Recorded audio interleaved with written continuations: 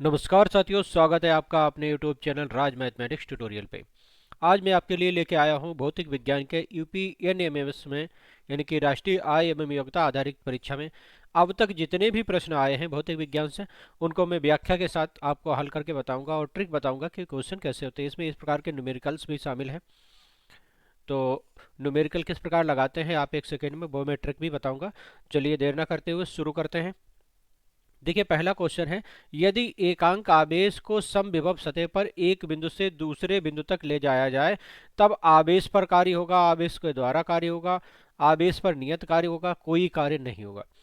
देखिए, समविभव प्रश्न क्या होते हैं, जैसे मान लिया यहाँ पर भी विभवांतर भी है, यहाँ पर भी विभवांतर भी है, और कार्य W बराबर होता है Q डेल्टा बी, जहाँ डेल्टा बी क्या है, विभवांतर है। क्या है? विभवांतर। और यहाँ विभवांतर क्या हो जाएगा दोनों पृष्ठों का, b माइनस बी, समविभव पृष्ठ है तो जीरो। तो कार्य में जब हम q और b का मान जीरो रखेंगे तो क्या आ जाएगा, जीरो, यानी कि कोई कार्य नहीं होगा। समविभव पृष्ठ पर किसी भी आवेश द्वारा कोई भी कार्य नहीं किया जा सकता है। दूसरा क्वेश्चन है, 100 न्यूटन के बल द्वारा 5 वर्ग मीटर क्षेत्रफल पर लगाया गया दाब होगा।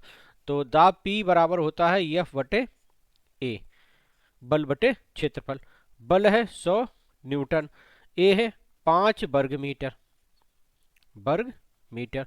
जब काटेंगे तो कितना आ जाएगा, 20 पंजे 100, तो ये आ जाएगा 20 न्यूटन मीटर स्क्वायर या 20 वर्ग मीटर स्क्वायर। तो 20 न्यूटन मीटर स्क्वायर, यानी कि ऑप्शन 3 सही हो जाएगा। नेक्स्ट क्वेश्चन है क्वेश्चन 3, तारे टिमटिमाते हैं अपवर्तन के कारण, परावर्तन के कारण, ध्रुवण के कारण, प्रकीर्णन के कारण। तो तारे क्या होता है, जब हमें तारों का प्रकाश, जैसे किसी स्टार का प्रकाश जब हमारे तक पहुंचता है तो ये कई वायुमंडल की परतों से गुजर के आता है। इन परतों का अपवर्तनांक अलग होता है, अपवर्तनांक क्या होता है, अलग होता है। इसी के कारण हमें तारे टिमटिमाते दिखाई देते हैं। तो इस अपवर्तनांक के कारण तारों के टिमटिमाने की घटना को कहते हैं अपवर्तन। क्या कहते हैं, अपवर्तन। आप अपवर्तनांक जो विभिन्न परतें होती हैं उनका अपवर्तनांक अलग अलग होता है, इसीलिए अपवर्तन की घटना के कारण ही तारे हमें टिमटिमाते देखते हैं। स्वच्छ आंखें किसी वस्तु को स्पष्ट देखने के लिए न्यूनतम दूरी होती है 25 सेंटीमीटर। कितनी होती है, 25 सेंटीमीटर, ये आपको याद रखना पड़ेगा। क्वेश्चन नंबर 5 है, निम्नलिखित में से कौन नर्म लोहे का नहीं बनाया जाता। तो दोस्तों, विद्युत चुंबक कभी भी नर्म लोहे का नहीं बनाया जा सकता है। चुंबकीय क्षेत्र का स्रोत है, चुंबकीय क्षेत्र जो है हमेशा एक गतिमान विद्युत आवेश में होगा। गतिमान विद्युत आवेश में चुंबकीय स्रोत होगा, कभी भी स्थिर विद्युत आवेश में नहीं होगा। धारा लूप है, अगर जब तक उसमें विद्युत धारा नहीं बहे तब विद्युत क्षेत्र नहीं हो सकता। बिलगत चुंबकत्व में भी नहीं होता, किसमें, गतिमान विद्युत आवेश में चुंबकीय क्षेत्र होता है। क्वेश्चन नंबर 7 है, विद्युत धारा को नापते हैं, विद्युत धारा को नापते हैं एम्पियर में, किसमें, इसलिए हमारा ऑप्शन 2 सही हो जाएगा। वाट किसका मात्रक होता है, वाट होता है शक्ति का। कूलाम किसका होता है, आवेश का होता है। और वोल्ट किसका होता है, विभवांतर का या विद्युत विभव का, विभवांतर या विद्युत विभव, विद्युत विभव। ये भी आपको याद रखना है, हो सकता है अगले बार इन तीनों में से कोई आ जाए। दिए गए विद्युत परिपथ के चित्र में प्रतिरोध का, देखिए ये साइन जो होता है इस प्रकार का, ये साइन प्रतिरोध का होता है, यानी कि ये जो है ये वाला साइन ये प्रतिरोध का है। तो विद्युत, ये ऑप्शन ए हमारा सही है। अदीप्त वस्तु, अदीप्त मतलब जिसमें स्वयं का प्रकाश ना हो, जिसमें स्वयं का प्रकाश ना हो उसे हम अदीप्त वस्तु कहते हैं। और इसमें अदीप्त वस्तु है दर्पण, के दर्पण में अपना कोई भी प्रकाश नहीं होता है। नेक्स्ट, एनएमएम एस ई 2010 में आए हुए हैं। किसी एक धारावाहिक परिकलन का जिसके सिरे पर धारा वामावर्त में दिशा में प्रवाहित होती है तो उस सिरे पर बनता है। अब ये मान लिया एक धारावाही परिनलिका है, इस प्रकार की होती है, इसमें तार इस प्रकार लपेटा होता है। इधर होता है वामावर्त, वामावर्त, और दूसरी तरफ होता है दक्षिणावर्त, दक्षिणावर्त। दक्षिणावर्त में हमेशा क्या होगा, दक्षिणी ध्रुव क्या होगा, दक्षिणी ध्रुव। तो वामावर्त में क्या हो जाएगा, उत्तरी ध्रुव, क्या हो जाएगा, उत्तरी ध्रुव। अब इधर उत्तरी ध्रुव है तो वामावर्त दिशा में कौन सा ध्रुव है, उत्तरी ध्रुव, यानी कि ऑप्शन ए हमारा सही हो जाएगा। इंद्रधनुष के 7 रंगों के बीच की पट्टी का रंग क्या होता है। तो इसके लिए आप ट्रिक याद रखिए, इंद्रधनुष के लिए ये होती है बेजनी हा पी ना ला। बे का मतलब होता है बैंगनी, जा का मतलब होता है जामुनी, नी का मतलब होता है नीला, हा का मतलब होता है हरा, पा का मतलब होता है पीला, ना का मतलब होता है नारंगी, और ला का मतलब होता है लाल। अब बीच का रंग पूछा है तो देखिए, तीन इधर से कट जाएंगे और तीन इधर से कट जाएंगे, तो बीच में क्या आएगा, हा मतलब हरा। तो हमारा ऑप्शन ये सही है। ये आप याद रखिए, बेजानी हापी नाला, बेजानी हापी नाला, बैंगनी जामुनी नीला हरा पीला नारंगी और लाल। क्वेश्चन नंबर 12 है, यौगिक सूक्ष्मदर्शी में होते हैं। तो यौगिक जो सूक्ष्मदर्शी होती है, सूक्ष्मदर्शी क्या होती है, हमेशा छोटी वस्तुओं को बड़ा करके देखने का होता है, और जो छोटी वस्तुओं को बड़ा करके दिखाते हैं वो होते हैं अभिसारी लेंस। कौन से होते हैं, अभिसारी यानी कि उत्तल लेंस। तो यौगिक सूक्ष्मदर्शी में हमेशा उत्तल लेंस होंगे जो हमें छोटी वस्तुओं को बड़ा करके दिखाएंगे, और बड़ी वस्तुओं को छोटे स्थान पर देखना होता है या छोटा देखना, तब हमें अवतल लेंस की जरूरत पड़ती है। क्वेश्चन नंबर 13 है, ध्वनि की आवृत्ति से तात्पर्य है। आवृत्ति होती है एक सेकेंड में कंपनों की संख्या, सेकेंड में कंपनों की संख्या, इसे हम क्या कहते हैं, आवृत्ति। तो किसी वस्तु में कंपनों की संख्या यहां लिखा है तो यही हमारा ऑप्शन सही हो जाएगा। आवर्तकाल क्या होता है, एक कंपन करने में लगा समय, एक कंपन करने में लगा समय, इसमें आवृत्ति आया है, हो सकता है अगले में आवर्तकाल आ जाए। तो अगला है, निम्न में से किस पदार्थ का प्रतिरोध सर्वाधिक होता है। तो इनमें सर्वाधिक प्रतिरोध होता है नाइक्रोम का, और हीटर के तार, जो विद्युत हीटर होता है उसके भी तार नाइक्रोम के ही बने होते हैं। तो हीटर का प्रतिरोध जो होता है, हीटर के तार भी नाइक्रोम के बने होते हैं, और इनमें सबसे अधिक प्रतिरोध वाली धातु है नाइक्रोम। कौन सी है, नाइक्रोम। 15वां क्वेश्चन है, स्थिर ताप पर किसी चालक का प्रतिरोध निर्भर करता है। चालक की लंबाई पर, चालक की लंबाई, तार के अनुप्रस्थ काट के क्षेत्रफल, तारक के अनुप्रस्थ काट के क्षेत्रफल पर, तार के पदार्थ। देखिए एक फार्मूला होता है, रो बराबर आर ए अपान यल। तो इससे अगर हम आर बराबर निकालें तो ये हो जाएगा रो यल अपान ए। ये है प्रतिरोध, क्या है, आर क्या है, प्रतिरोध। रो इसे कहते हैं विशिष्ट प्रतिरोध, क्या कहते हैं, विशिष्ट प्रतिरोध।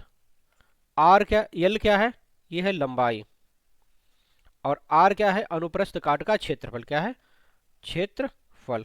तो इस फार्मूले से, इस रिलेशन से हमें दिख रहा है आर जो है वो यल और ए दोनों पर निर्भर करता है, यानी कि तार की लंबाई और अनुप्रस्थ काट के क्षेत्रफल दोनों पर निर्भर करता है, यानी कि ऑप्शन 2 हमारा सही हो जाएगा। 16 है, किसी उत्तल लेंस के फोकस तथा प्रकाशिक केंद्र के मध्य रखी गई वस्तु का प्रतिबिंब होता है। एक उत्तल लेंस, चलिए छोटा सा बना के बता देते हैं, ये मान लिया उत्तल लेंस है, इसमें दो फोकस होते हैं, एक ए फोकस होता है, एक ए फोकस, इसे F1 कहते हैं, इसे F2 कहते हैं। ये प्रकाशिक केंद्र होता है, जो बीच में होता है प्रकाशिक केंद्र। आप कहते हैं कि फोकस और प्रकाशिक केंद्र के मध्य, मान लिया यहाँ पर कोई वस्तुएं रखी है, तो क्या होगा, इससे एक किरण यहाँ से जाएगी और ये द्वितीय फोकस से निकल जाएगी, ये द्वितीय फोकस से निकल जाएगी। दूसरी किरण क्या होगी, ये इस फोकस से होती हुई निकल जाएगी, और ये कभी आगे नहीं मिलेगी। लेकिन होता क्या है, जब आगे हम जाते हैं ये यहाँ नहीं आएगी, ये इसे जब डॉटेड हम आगे बढ़ाएंगे, इसे बढ़ाते जाएंगे और इसे बढ़ाते जाएंगे तो ये मिलेगी, और ये आभासी या काल्पनिक प्रतिबिंब बनाती है, और वस्तु से बड़ा होता है, सीधा होता है। तो ये वस्तु से बड़ा भी है, सीधा भी है और काल्पनिक है। जहाँ पे डॉटेड लाइनें मिलती हैं काल्पनिक मिलता है, यानी कि ऑप्शन सही है, वस्तु से बड़ा, सीधा तथा काल्पनिक। नेक्स्ट है क्वेश्चन 17, निकट दृष्टि दोष यानी कि मायोपिया इसे कहते हैं, को दूर करने के लिए चश्मे में प्रयुक्त प्रकाश किरणों को करता है। तो ये अपसारित करता है, क्या करता है, अपसारित करता है निकट दृष्टि दोष। और इसे दूर करने के लिए अवतल लेंस का प्रयोग करते हैं, किसका प्रयोग करते हैं, अवतल लेंस। और वहीं अगर दूरदृष्टि दोष आ गया होता है तो वो अभिसारित करेगा, उसे दूर करने के लिए हम उत्तल लेंस या अभिसारी लेंस का प्रयोग करेंगे। तो निकट दृष्टि दोष को दूर करने के लिए चश्मे पर प्रयुक्त लेंस प्रकाश किरणों को अपसारित करता है, क्योंकि वो एक अवतल लेंस होता है। अवतल लेंस को अपसारी लेंस भी कहते हैं।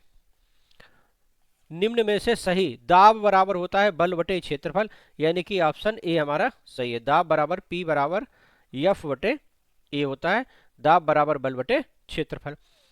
यदि किसी चालक में 1 एम्पियर की धारा 10 सेकेंड तक प्रवाहित करने पर 60 जूल ऊर्जा व्यय हो तो चालक के सिरों पर विभवांतर। देखिए हमने फार्मूला बताया था, W बराबर होता है Q डेल्टा बी। यहाँ हमें बी निकालना है, डेल्टा बी विभवांतर, तो डेल्टा बी बराबर हो जाएगा W अपान Q। Q बराबर होता है आई टी, W बराबर I इंटू टी। अब W कितना है, 60 जूल है, तो 60 जूल, और I कितना है, 1 एम्पियर है, T कितना है, 10 सेकेंड, तो 1 गुणे 10, ये कट जाएगा, तो आ जाएगा 6 वोल्ट। कितना आ जाएगा, 6 वोल्ट, यानी कि ऑप्शन फर्स्ट हमारा सही हो जाएगा। क्वेश्चन नंबर 20 है, किसी वस्तु पर लगने वाला उत्प्लावन बल वस्तु के भार से कम होने की। देखिए उत्प्लावन बल हमेशा पानी में किसी द्रव में ऊपर की ओर लगता है, उत्प्लावन बल, और वस्तु का भार हमेशा नीचे की ओर होता है। अगर भार अधिक है, भार बड़ा है उत्प्लावन बल से, तो क्या होगी, वस्तु डूब जाएगी। क्या है, द्रव डूब जाएगी, डूब जाएगी, क्योंकि उसका भार अधिक है। अगर उत्प्लावन बल ज्यादा है, उत्प्लावन बल अधिक है, किससे, भार से, तो वस्तु तैरती रहेगी। क्या होगा, तैरती रहेगी। और अगर उत्प्लावन बल वस्तु का भार बराबर है तो वस्तु डूबी हुई तैरती रहेगी।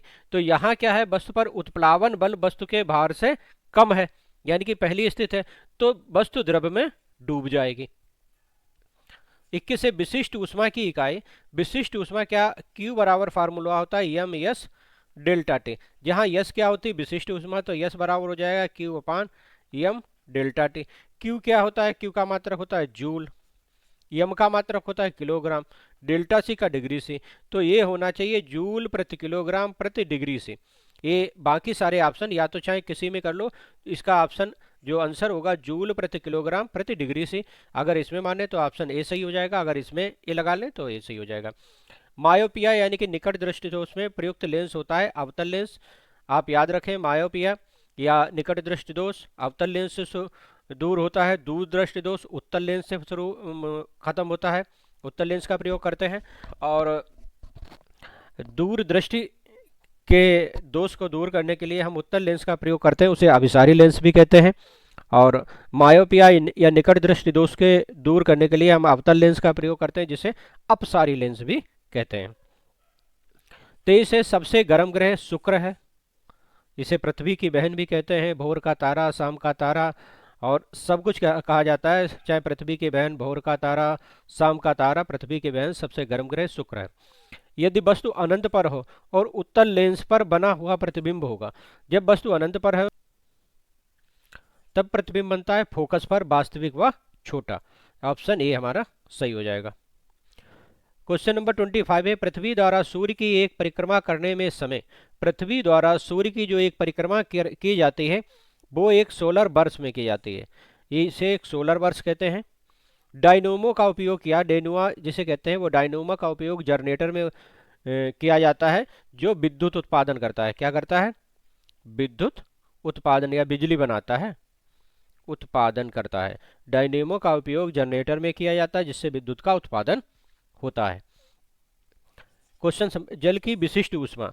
तो जल की विशिष्ट ऊष्मा वैसे यस बराबर होती है 1 कैलोरी प्रति ग्राम प्रति डिग्री सी, लेकिन यहाँ कैलोरी है नहीं, तो 1 कैलोरी बराबर होता है 1 कैलोरी बराबर होता है 4.2 जूल। कितना होता है, 4 तो ये हो जाएगा 4.2 जूल।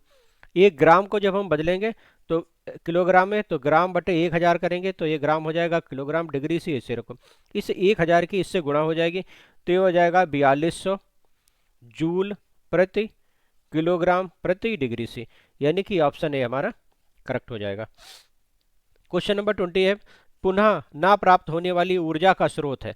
देखिए कोयला को अगर एक बार हम जला लेंगे, ये अनवीकरणीय स्रोत है, तो ये दोबारा प्राप्त नहीं होगा, इसलिए इसका आंसर 4 हो जाएगा। बाकी सभी जो ये स्रोत हैं ये सब नवीकरणीय ऊर्जा के स्रोत हैं। घड़ी की मिनट वाली सुई का आवर्तकाल। मिनट वाली सुई अपना पूरा एक चक्कर कितने में करती है, 1 घंटे में करती है, इसीलिए 60 मिनट में करती है 1 घंटे में, इसलिए इसका आवर्तकाल होगा 1 घंटा। क्वेश्चन नंबर 3 है, उत्तल लेंस के सामने 2f पर रखी वस्तु का प्रतिबिंब ये बनता है वास्तविक, उल्टा व बराबर। ये याद रखिए, वास्तविक बनेगा, उल्टा बनेगा और बराबर बनेगा। नेक्स्ट है क्वेश्चन नंबर 31 है, वस्तु पर लगने वाला उत्प्लावन बल उसकी आकृति आकार पर निर्भर नहीं करता है, क्योंकि अगर आकृति आकार पर निर्भर करता है तो कोई लकड़ी का टुकड़ा और लोहे के टुकड़े में दोनों बराबर तैरते। हल्के और भारी होने पर निर्भर नहीं करता है, लंबाई और चौड़ाई पर निर्भर नहीं करता है, ये निर्भर करता है आयतन और घनत्व पर। किस पे निर्भर करता है? आयतन और घनत्व पर। 32 है, जब कोई प्रकाश की किरण विरल माध्यम से सघन माध्यम में जाती है। अब ये मान लिया इधर है विरल माध्यम और नीचे है सघन। विरल का मतलब आप मान सकते हैं सघन, विरल का आप मान सकते हैं जैसे वायु है और इधर है पानी। अगर कोई प्रकाश की किरण आती है इस प्रकार, ये अभिलंब है, तो ये अभिलंब के पास आ जाएगी, निकलना चाहिए सीधे, लेकिन ये अभिलंब के पास आ जाएगी तो अभिलंब की ओर हट जाएगी। लेकिन अगर ऊपर हो पानी, ऊपर सघन माध्यम हो, अगर ये स्थिति ये आ जाएगी, ये सघन होगा और ये विरल हो जाए, तो स्थिति ये हो जाएगी प्रकाश की किरण आएगी और वो अभिलंब से दूर हट जाएगी। ये अभिलंब से दूर यहाँ हटेगी और यहाँ अभिलंब के पास आएगी, तो अभिलंब की ओर आएगी, यानी कि ऑप्शन 2 हमारा सही हो जाएगा। क्वेश्चन नंबर 33 है, इनमें से एक को छोड़कर सभी समय की इकाई है। तो प्रकाश वर्ष जो है वो दूरी की इकाई है। किसकी है? दूरी की, बाकी सब समय की इकाई है। 34 है, ISP इंटरनेट सर्विस प्रोवाइडर है, ये एक इंटरनेट सेवा प्रदान करने वाली युक्ति है। ऑप्शन ए सही है। निर्वात में प्रकाश की चाल कितनी होती है? ये 3 लाख किलोमीटर होती है। 3 लाख, ये 3 4 5 किलोमीटर पर सेकंड, या इसे लिख सकते हैं 3 × 10⁸ मीटर पर सेकंड। तो ये ऑप्शन 2 सही है। दिया गया चित्र एक खुला स्विच है, कैसे कौन सा स्विच है? स्विच खुली हुई है, इसको प्रदर्शित करता है। पृथ्वी का कितना भाग जल से घिरा है? तो अगर पृथ्वी के हम 3 हिस्से कर दिए जाएं इस प्रकार, तो 2/3 भाग जल है। ये क्या है? जल, 2/3। और ये 1/3, 1/3 क्या है? ये भूमि है या जमीन है। तो पृथ्वी का 2/3 भाग जल से घिरा हुआ है।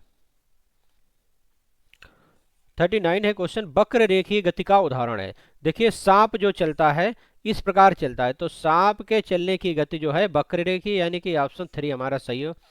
प्रकाश का प्राकृतिक स्रोत, तो चंद्रमा में स्वयं का प्रकाश नहीं है, लालटेन में स्वयं का प्रकाश नहीं है, विद्युत बल्ब में जब विद्युत आती है तभी जलता है। प्रकाश का प्राकृतिक स्रोत है सूर्य। क्या है? सूर्य। क्वेश्चन नंबर 41 है, बल में सदैव होता है। देखिए बल एक सदिश राशि है। कैसी राशि है? सदिश, जिसमें परिमाण और दिशा दोनों होती है। परिमाण भी होता है, दिशा। तो ऑप्शन हमारा 3 सही हो जाएगा, परिमाण व दिशा दोनों। और निम्नलिखित में से भारतीय वैज्ञानिक है, तो भारतीय वैज्ञानिक है CV रमन, जिन्होंने रमन इफेक्ट की खोज की है। क्वेश्चन नंबर 43 है, निम्न में किस वैज्ञानिक ने विद्युत बल्ब की खोज? विद्युत बल्ब की खोज एडिसन ने की है। दोस्तों, पानी का शुद्धतम रूप है आसुत जल। जो आसुत वर्षा का जल होता है वही पानी का शुद्धतम रूप है। 45 है, कुआं से पानी निकालने के लिए किस सरल मशीन का प्रयोग करते हैं? तो ये प्रयोग करते हैं घिरनी का। किसका प्रयोग करते हैं? घिरनी का। पेशीय बल प्रयुक्त होता है साइकिल चलाने में। किसमें प्रयोग होता है? साइकिल चलाने में। क्वेश्चन नंबर 47 है, विद्युत बल्ब का तंतु किस धातु का बना होता है? तो जो विद्युत बल्ब होता है, ये लेडी को छोड़ दे, जो बल्ब होता है वो टंगस्टन का बना होता है। किसका बना होता है? उसका तंतु टंगस्टन का। 48 है, एक वस्तु 10 सेकंड में 500 बार दोलन करती है, तो 1 सेकंड में कितना करेगी? 500/10 कितना? 50 बार। तो 50 दोलन प्रति सेकंड उसकी आवृत्ति हो जाएगी। ऑप्शन 3 सही हो जाएगा, 50 दोलन प्रति सेकंड। पृथ्वी का एक प्राकृतिक उपग्रह है। पृथ्वी का एक ही प्राकृतिक उपग्रह है, वो है चंद्रमा, जिसे मून, चंदा मामा कहते हैं। नेक्स्ट है, ध्वनि की चाल सबसे अधिक किसमें होती है? तो सबसे अधिक होती है ध्वनि की चाल ठोस में, उसके बाद आती है द्रव में और उसके बाद गैस में। तो यहाँ ऑप्शन हमारा 4 सही हो जाएगा, ध्वनि की चाल सबसे अधिक होती है ठोस में। दीवार घड़ी के पेंडुलम की गति कैसी होती है? दीवार घड़ी जो होती है उसका पेंडुलम इस प्रकार होता है, इधर गति करता है, इधर गति करता है।